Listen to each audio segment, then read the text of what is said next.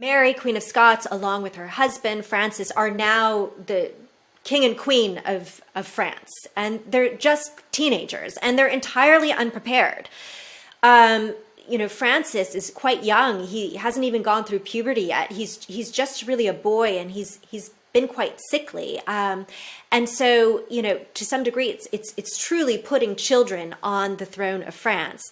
And in fact, no one in France is really prepared for this, because Henry was quite a healthy king and he was still quite young. And so everyone had sort of imagined that his reign would go on for quite some time and that Francis and Mary would have time to grow up before they really had to fill his shoes. But they don't have time to grow up.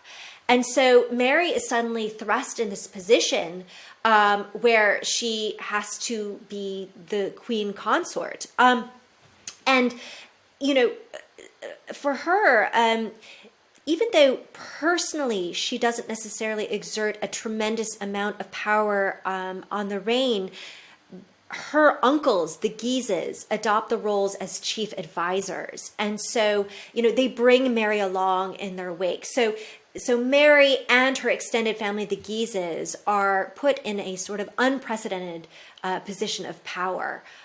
Certainly much more powerful than they had enjoyed before, even though they were very important advisors before.